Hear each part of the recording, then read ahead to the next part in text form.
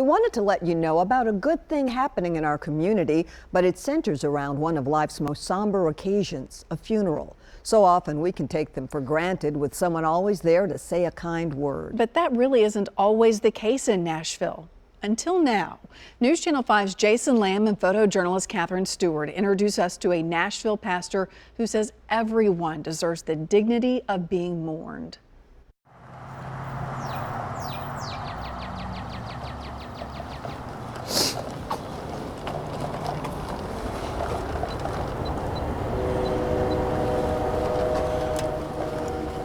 Most days, Pastor Jay Voorhees gets started so early.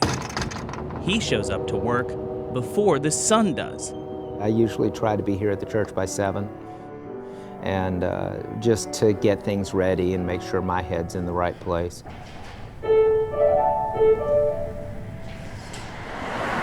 After 23 years in ministry, you learn to start early. You have a good week? We did. Good deal. It's good to see you. Roy, you doing okay? I'm doing fine. Okay. Time enough to feel the warmth. Hi.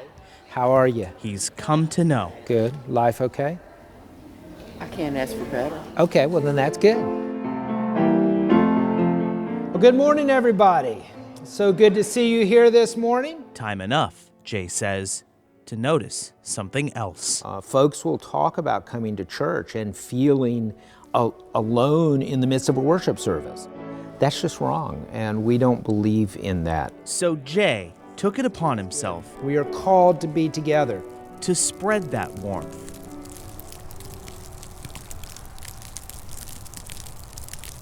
Onto frozen ground. So gentlemen, whose idea was this? I don't know.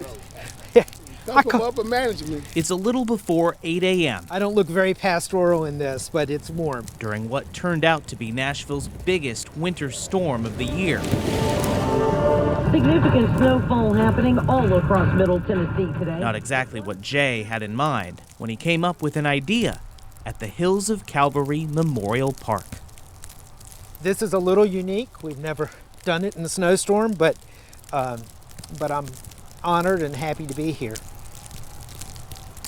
Beneath a blanket of white, far removed from the walls of the City Road Chapel United Methodist Church, lie the graves of Nashville's indigent burial program. For years, the city has offered a free casket and plot at one of its cemeteries for those who can't afford to pay, or for those without any family to claim them. What's not included? Someone to say something about them at their burial.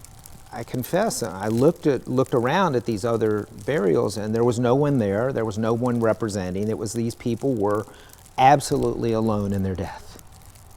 And that was something Jay and his clergy team say they couldn't stand for.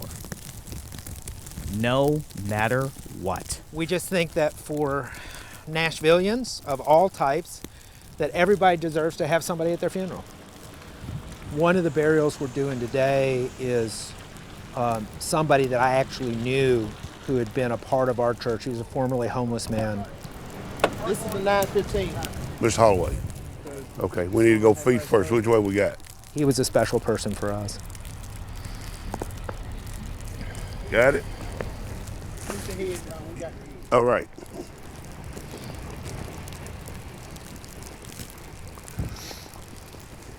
For 5 months now, burials of those without a family of their own no longer end with just these words. All right, fellas. Lift it up.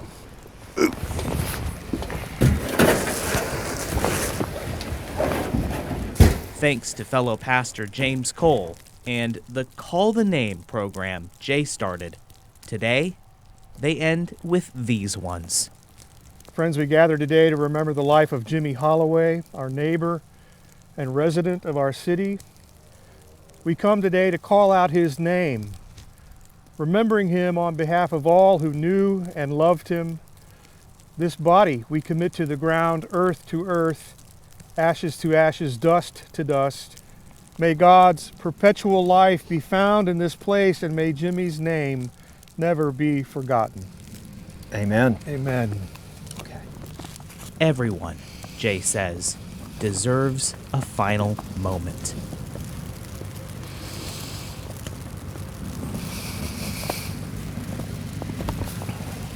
Somewhere along the line, somebody loved him. Somewhere along the line, they brought joy to someone.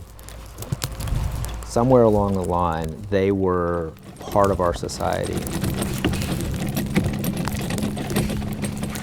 And so we think it's important to go ahead and acknowledge them and to be with them.